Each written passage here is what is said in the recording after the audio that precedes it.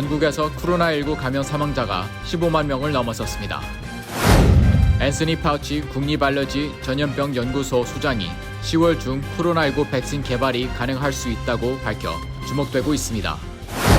공화당이 어제 공개한 경기 부양책은 연방 정부의 추가 실업 급여가 주당 $600에서 $200로 낮춰졌습니다. 앤드루 코모 뉴욕 주지사가 뉴욕시의 식당과 주점들을 다시 셧다운 시킬 수 있다고 재차 경고하고 나섰습니다. 뉴저지 팰리세이드 파크 교육위원 선거에 스테프니 장 교육위원과 케빈 임 회계사가 출마했습니다. 최근 코로나19 감염 조사를 사칭해 개인정보 도용을 놀리는 사기가 반발하고 있어 주의가 요구되고 있습니다. 코로나 바이러스에 감염되면 피부 질환 증세도 나타난다는 조사 결과가 나왔습니다. 뉴저지주의 주택에서 열린 파티에 700명이 넘는 사람들이 참석해 무리를 빚고 있습니다.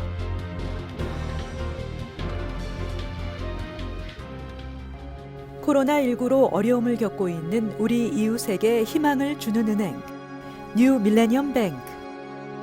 뉴 밀레니엄 뱅크가 여러분과 함께합니다.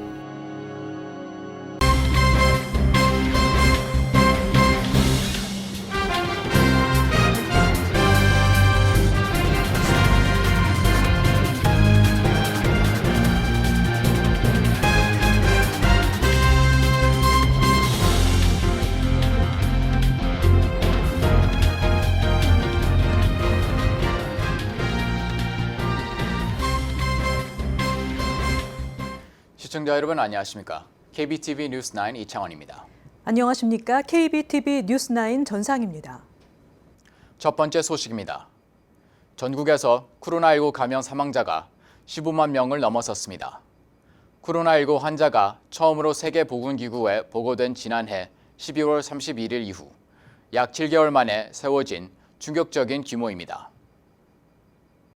CNN 방송 등은 오늘 전국 코로나19 사망자는 15만 444명이라고 밝히고 이는 베트남 전 전사자 5만 8천여 명, 1차 세계대전 전사자 11만 6천여 명을 크게 앞지르는 수치라고 보도했습니다. 이같이 사망자 규모가 눈덩이처럼 불어나면서 트럼프 행정부의 부실 대응 논란이 커지고 있습니다. 트럼프 대통령은 보건위기 속에 여전히 코로나19 확산을 통제하는 것보다 경제활동을 재개하는 데 무게를 두고 있습니다. 대통령은 어제 코로나19 백신 생산 시설을 방문한 노스캐롤라이나에서 많은 주지사가 문을 열지 않은 주를 개방해야 한다고 주장했습니다. CNN 방송은 이와 관련해 대통령이 100년 만에 최악의 공중보건 위기를 진압하기 위한 시간표가 아니라 재선을 위한 시간표에 따라 일하고 있다고 지적했습니다. 오늘 현재 전국 확진자도 443만 3,410명으로 여전히 세계 최다를 기록하고 있으며 이어 브라질 243만 3,480명, 인도 148만 2,503명, 러시아 81만 8천명 등입니다. 한편 확진자 증가세는 주춤해졌습니다. 존스 홉킨스대 집계에 따르면 최근 7일 동안 하루 평균 신규 확진자가 6만 6천 명 아래로 내려가 최근 11세 가장 낮은 수준으로 떨어졌습니다. 전염병 권위자인 앤서니 파우치 국립알러지 전염병 연구소 소장이 10월 중 코로나19 백신 개발이 가능할 수 있다는 낙관론을 드러내 관심이 모아지고 있습니다. 언론 보도에 따르면 파우치 소장은 화상 기자회견에서 모더나 백신은 새로운 기술이라며 백신의 안전성에 특별히 우려하지 않는다고 밝혔습니다. 국립알러지 전염병 연구소는 바이오 업체 모더나와 함께 백신을 개발 중으로 최종 단계 격인 3상 임상시험에 들어간 상태입니다. 파우치 소장은 백신 접종자의 60%가 코로나19에 감염되지 않는다면 예방 효과가 있는 것이라며 11월까지 개발될 가능성이 크지만 10월 개발을 예상할 수도 있다고 말했습니다. 가급적 연내 백신을 개발하고 내년에 본격적으로 보급에 나서는 시간표를 제시한 셈입니다. 그는 팍스뉴스 인터뷰에서도 10월 개발 가능성을 거론했습니다. 파우치 소장은 인터뷰에서 가을철 중후반쯤 답을 얻을 수 있을 것이라며 11월 혹은 10월이 될 수도 있다고 말했습니다. 한편 일부 언론은 파우치 소장의 이 같은 발언이 도널드 트럼프 대통령의 대선 선거용일 수 있다며 주목하고 있습니다. 민주당 대선 후보인 조 바이든 전 부통령에게 지지율이 밀리는 트럼프 대통령은 11월 대선 전 판세를 반전시킬 대형 이벤트로서 백신 개발을 적극 지원하고 있기 때문입니다.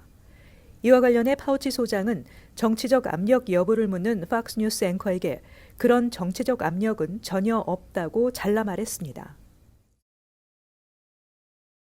공화당이 어제 1조 달러 규모의 코로나19 5차 경기 부양책을 공개했습니다. 쟁점이 됐던 연방정부의 추가 실업 급여는 주당 600달러에서 200달러로 낮추기로 했습니다. 김은지 기자가 보도합니다. 건강, 경제 지원, 책임 보호와 학교의 앞글자를 따 힐스 법안으로 명명된 공화당의 부양책에는 추가 실업수당 축소, 학교 자금 지원, 중소기업 급여 보호 프로그램 등의 내용이 포함됐다고 언론들이 보도했습니다. 연방정부가 지급하던 600달러의 추가 실업수당은 200달러로 삭감됐으며 10월에는 주 차원의 실업수당 직전 임금의 70%를 합해 지급하도록 하고 있습니다.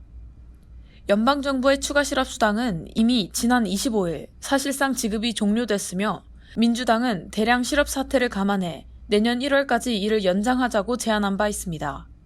공화당 안에는 현금 지급도 포함됐으며 액수는 3월 부양안과 같은 최대 1,200달러 규모로 1인 기준 연 총소득 7만 5천 달러부터는 지급 액수가 줄어듭니다. 학교와 대학이 가을에 다시 문을 열 수 있도록 지원하는 데는 1,050억 달러가 배정됐습니다. 또 코로나19 백신 및 치료제 개발에 260억 달러, 각 주의 코로나19 진단 검사 능력을 향상하는 데 160억 달러가 할당됐습니다. 아울러 중소기업의 직원 급여를 지원하는 PPP에 1,900달러가 배정됐습니다. 월스트리트 저널은 공화당과 민주당의 입장 차이를 볼 때 양당이 며칠 만에 합의에 이르기는 어려워 보인다고 전했습니다. 백악관 고위관리들은 정책을 나눠 별도 법안으로 신속하게 처리하자고 제안했지만 민주당 낸시 펠로시 하원의장은 이를 일축했습니다. 민주당은 앞서 5월 하원에서 통과시킨 3조 5천억 달러 규모의 부양책을 지지하고 있습니다. KBTV 뉴스 김은지입니다. 뉴욕시 일원에서 안전 규정을 위반한 사례가 무더기로 적발되는 등 여전히 사회적 거리 두기가 잘 지켜지지 않고 있자 앤드류 쿠오모 뉴욕 주지사가 뉴욕시의 식당과 주점들을 다시 셧다운시킬 수 있다고 재차 경고하고 나섰습니다. 앤드류 쿠오모 뉴욕 주지사는 어제 식당과 주점 등에서 사회적 거리 두기 규정이 제대로 준수되지 않는다면 뉴욕시의 식당과 주점들이 다시 폐쇄될 수밖에 없다고 경고했습니다. 쿠오모 주지사는 규정을 지키지 않는 일부 업소들 때문에 사회적 거리 두기를 잘 지키고 있는 대부분 업소들까지 영업이 중단되는 상황을 만들지 말아야 한다고 강조했습니다. 뉴욕 주정부는 지난 주말 뉴욕시 5개 보로와 롱아일랜드 지역의 식당과 주점들을 집중 단속해 마스크 미착용 등으로 132건의 위반 사례를 적발했습니다. 뉴욕 주정부에 따르면 지난 3월 이후 사회적 거리두기 규정 위반으로 현재까지 리커 라이센스 정지와 취소 처분이 내려진 업소는 40곳에 달하고 있습니다. 뉴욕주는 현재 사회적 거리두기 규정을 위반한 식당이나 주점에 대해 주류 면허를 정지하는 한편 규정을 3번 위반하면 영업을 정지시키는 삼진 아웃제를 도입해 시행 중입니다.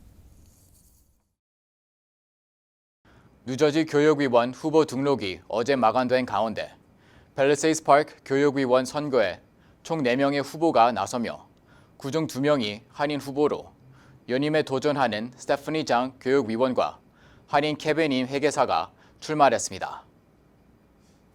오는 11월 3일 치러지는 뉴저지 팰리세이스 파크 교육위원 선거에 스테프니 장 교육위원과 한인 케빈 회계사가 출마했으며 히스패닉계 주민인 데리스 파포투스, 아네스카 가레시아 등도 출마해 총 4명의 후보가 대결하게 됐습니다.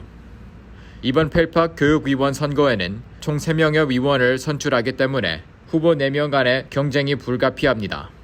현재 팰리세이스 파크 교육위원회 위원장을 맡고 있으며 연임에 도전하는 스테프니 장 위원은 펠팍 교육 발전을 위해 여전히 할 일이 많다고 밝히고 시의원이든 교육위원이든 어떤 위치라도 교육을 위해 기여하고 싶어 출마를 하게 됐다고 말했습니다. 제가 지난 3년간 교육위원회를 봉사를 하면서 이제 이번 해에는 교육위원장으로 일을 하게 되었었는데요. 제가 출마를 다시 결심하게 된 것은 지금 교육위원회에서도 할 일이 아주 많이 있습니다. 학교의 증개축 문제도 아직 해결이 나지 않았고요. 그다음에 또 학부모님들과 학생들이 코로나 바이러스 이후에 이제 우리가 어떻게 교육의 모든 지평이 지금 새롭게 바뀌고 있기 때문에 좀 더 선진화되는 그런 중도에 있습니다. 저는 교육자입니다. 모든 일이 다음 세대들을 위한 교육으로 통하는 것이고 제가 여러분께 드릴 수 있는 공약은 이제 더 나은 학교와 수준이 높은 학교 교육, 지금까지 해온 일을 더 충실하게 앞으로도 더 좋은 교육을 이 팰리세이드 파크의 학생들에게 제공하기 위하여 최선을 다할 것입니다. 최근 펠팍 시의원 예비선거에 출마했다가 사무에 그쳐 당선에 실패한 장 교육위원의 경우 예비선거 재검표를 요청한 상태이기 때문에 재검표 결과에 따라 상황이 달라질 가능성이 있습니다. 새롭게 도전을 낸 케빈 임 회계사는 주민 입장에서 자신이 낸 세금이 학교 운영을 위해 얼마나 투명하게 쓰는지 잘 모르는 상황이라며 펠팍 교육 환경이 개선되기 위해선 행정의 투명성이 필요하다고 여겨 교육위원 출마를 결심하게 됐다고 밝혔습니다. 제가 교육위원으로 출마하게 된 계기는 지난 2010년도에 펠팍으로 이사 와서 지금 11년째 살고 있는데요. 실제로 타운 행정이나 예산에 관련해가지고 결정적으로 작년에 이제 펠팍 학교 리노베이션 관련해가지고 제가 6,200만 불 예산 관련해가지고 몇 번의 공청회가 있었는데 그런 것들을 보면서 사실 심각하게 좀 문제가 있다고 생각했습니다. 왜냐하면 큰 남바들 6,200만 불에 해당하는 그런 예산 통과나 이런 것들을 하면서 전반적으로 DTL한 남바에 대해서 주민들이 확실하게 이해를 못하는 것들이었어요. 그래서 그때 이제 제가 결정적으로 기회가 되면은 혹시 보드나 교육위원 쪽으로 이제 좀 들어가서 남바를 검토하고 실제로 예산들이 정확하게 사용되는지 이런 것들을 좀 검토할 수 있는 그런 생각하게 되었고 그래서 일단 출마를 하게 됐습니다. 이외에 파포터스 후보는 펠팍 얼리 차일드후드 센터 초등학교의 비정규직 보조교사, 가르시아 후보는 뉴욕 라이프 보험사에서 변호사로 일하는 것으로 알려졌습니다. 최근 코로나19 감염 조사를 사칭해 민감한 개인정보 도용을 노리는 사기가 빈발하고 있어 사법당국이 단속을 강화하며 주민들의 주의를 당부했습니다. 김은지 기자가 전해드립니다. 사법 당국에 따르면 사기범들은 전문기관 요원을 가장해 전화, 문자메시지, 이메일 등을 통해 주민들에게 접근하고 코로나19 감염 여부 및 항체 형성 여부를 조사한다며 소셜 시큐리티 넘버, 재정정보, 신분 상태 등 개인정보들을 요구하고 심지어 돈을 요구하는 경우도 있습니다. 사기범은 피해자에게 당신이 접촉한 누군가가 코로나19 확진 판정을 받았거나 증상을 보이고 있으니 자가격리하고 검사를 받을 것을 권한다는 문자 메시지를 보낸 후 메시지 안에 해킹을 할 수 있는 가짜 웹사이트 링크를 보내 개인정보를 빼내는 수법 등이 이용되고 있습니다. 당국은 개인정보는 절대 알려주지 말고 지역 보건국에 문의해 통화 또는 메시지가 진짜인지 확인할 필요가 있으며 이메일이나 문자 메시지에 담긴 링크, 첨부 파일도 각별히 주의해야 한다고 당부했습니다. 연방법무부는 산하기관인 재난사기방지센터에 접수되고 있는 대표적인 코로나19 사기 유형들을 공개하며 범죄 유형이 다양화되고 있다며 각별한 주의를 당부하기도 했습니다. 특히 코로나19 사태를 계기로 온라인에서의 사기가 급증했는데 지난달 연방수사국은 올해 인터넷 범죄센터에 접수된 신고 건수가 작년 한 해 총 건수인 40만여 건에 근접한 수치라고 밝혔습니다. KBTV 뉴스 김은지입니다. 코로나 바이러스에 감염되면 피부 발진, 발가락 증후군 등 피부 질환 증세도 나타난다는 조사 결과가 나왔습니다. ABC 방송은 영국 피부과 학회지에 발표된 연구 결과를 인용해 코로나 바이러스에 감염되면 기침, 고열등, 호흡기 질환 증세 외에 발가락의 통증과 자주색 변색, 두드러기, 붉은 발진, 작은 물집 등 피부 질환 증세도 나타난다고 보도했습니다.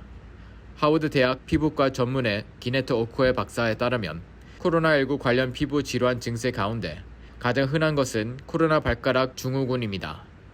오코의 박사는 발가락 증후군은 혈관 염증 때문에 발생하는 것으로 추정하고 있다며 이 증세가 나타나는 환자는 발가락 색깔이 붉은 자주색으로 변하고 심한 통증을 느끼게 된다고 설명했습니다. ABC 방송은 코로나19 환자에게서는 여러 가지 유행의 붉은 발진도 발견되었다며 발진 증세는 어린이 환자들에게서도 많이 나타나고 있습니다. 미네소타 의대 피부과 임상 교수인 커츠필드 박사는 코로나19 양성 반응을 보이는 어린이 환자 중 몸 전체 피부가 붉게 변하면서 두드러기가 생기고 가려움을 느끼는 발진 증세가 나타나는 환자가 많았다며 발진이 생기는 것은 바이러스에 감염되면 혈관이 막혀 혈액 순환이 원활하지 못하기 때문이라고 설명했습니다. 피부 질환 전문가들에 따르면 발진을 일으키는 혈관 막힘은 신체의 백혈구가 바이러스와 싸우는 면역 반응으로 발생하기 때문에 발진이 생기는 것은 신체가 면역 반응을 보이고 있다는 좋은 신호라고 해석할 수 있습니다. 지난 주말 뉴저지주의 주택에서 열린 파티에 700명이 넘는 사람들이 참석했으며 경찰이 이들을 해산시키는 데에만 4시간 30분이 걸렸다고 합니다. 이는 코로나19 관련 지침을 무시하는 미국인들의 행태를 여실히 보여주고 있다는 지적입니다. 코로나19가 계속 급증하는 등 기승을 부리고 있음에도 불구하고 지난 26일 오후 뉴저지주 잭슨의 한 주택에서 사회적 거리두기 등을 무시한 대규모 파티가 열려 경찰이 출동했다고 CNN이 어제 보도했습니다. 주택 인근에는 100대가 넘는 차량들이 주차돼 있었으며 경찰 도착 후에도 파티 참석 인원은 계속 늘어났으며 새벽 1시가 돼서야 경찰은 파티 참석자들을 모두 해산시켰다고 전했습니다. 이 집은 에어비앤비가 임대한 주택으로 파티 주최자 2명과 주택 소유주에게는 소환장이 발부됐습니다. 필 머피 뉴저지 주지사는 어제 이 같은 행동은 불필요하게 다른 사람들과 자신의 가족을 위험에 빠뜨리는 것이라고 비난했습니다. 뉴저지주에서는 실내 모임의 경우 100명 이내로, 야외 모임은 500명 이내로 제한하고 있습니다. 브라이언 리페이 오션 카운티 보건부 대변인은 파티 참석자 가운데 코로나19 감염자는 확인되지 않고 있지만 예방을 위해 참석자들을 격리 조치할 것이라고 전했습니다.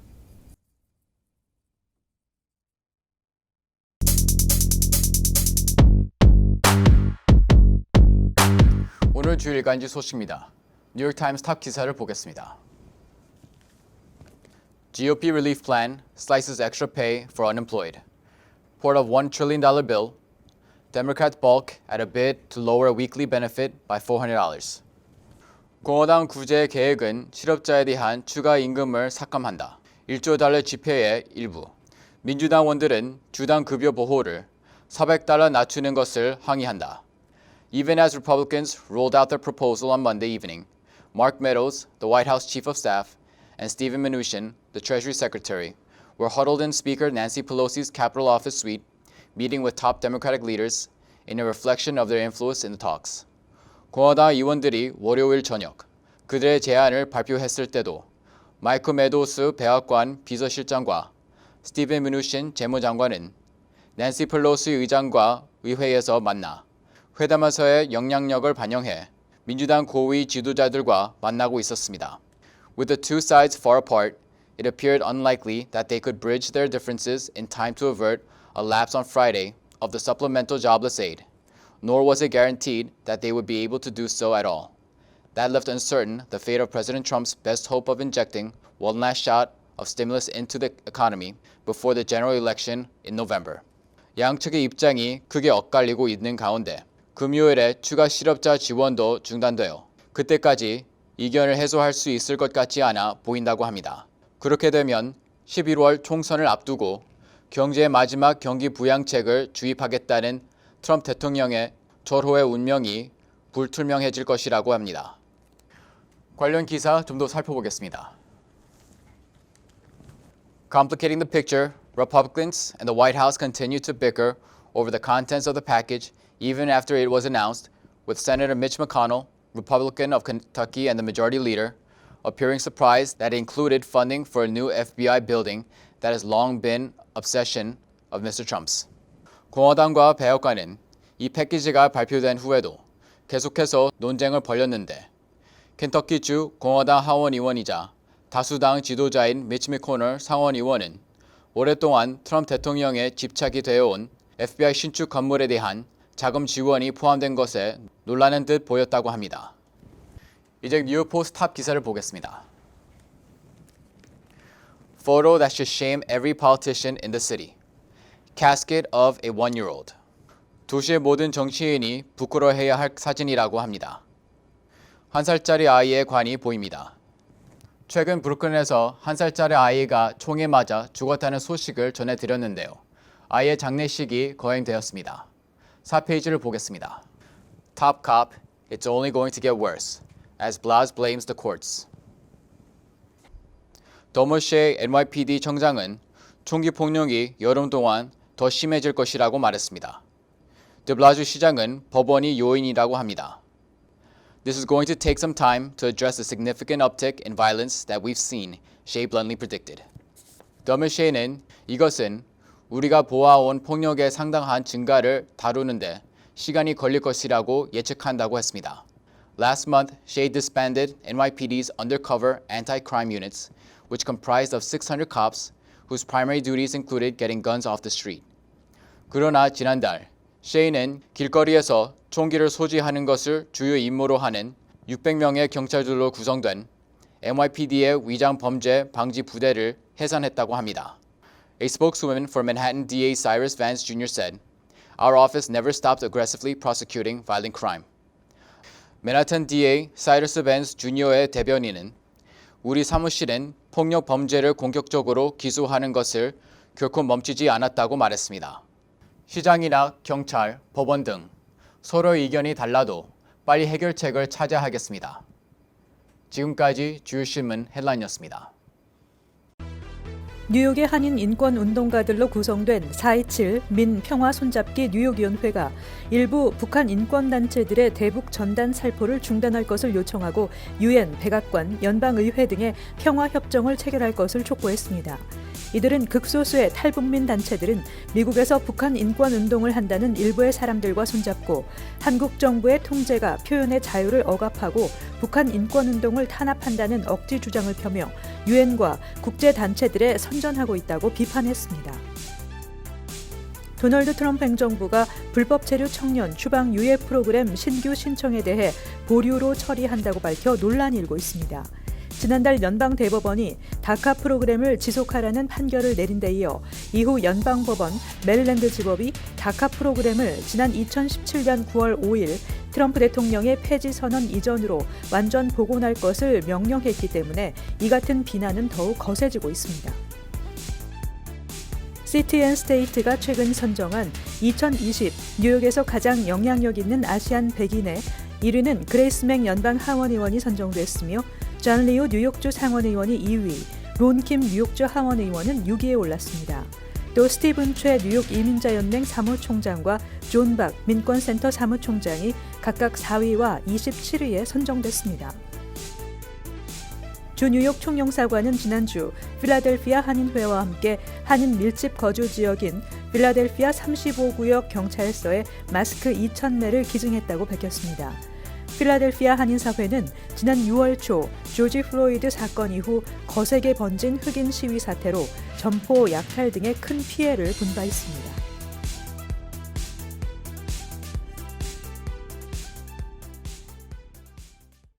잠시 후 커뮤니티 브리핑을 전해드립니다.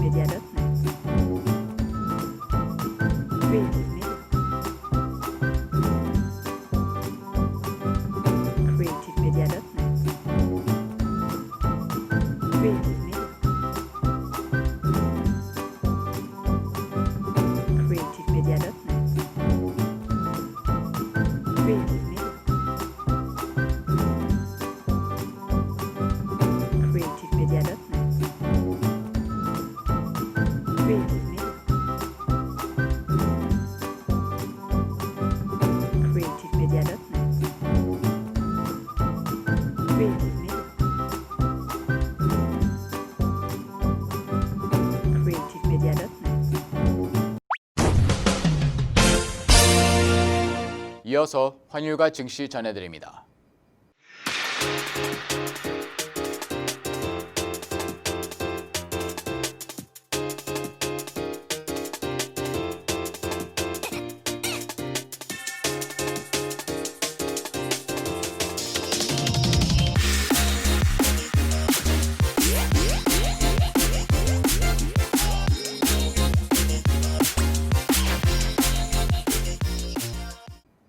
잠시 후 뉴욕과 뉴저지 날씨 전해드립니다.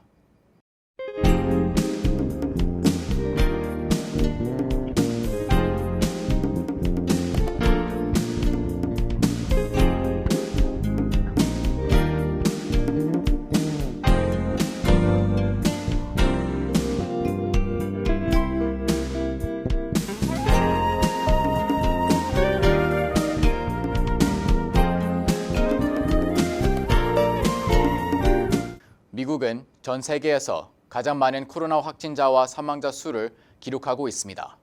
살고 죽는 상황 속에 인종 혐오, 마스크 의무화, 진보와 보수의 갈등이 무엇인지 생각해 봅니다. 세계 최대 강국인 미국의 자존심을 잃지 않게 되길 바랍니다. 오늘도 KBTV 뉴스9을 시청해 주신 여러분 고맙습니다. 편안한 밤 되시기 바랍니다.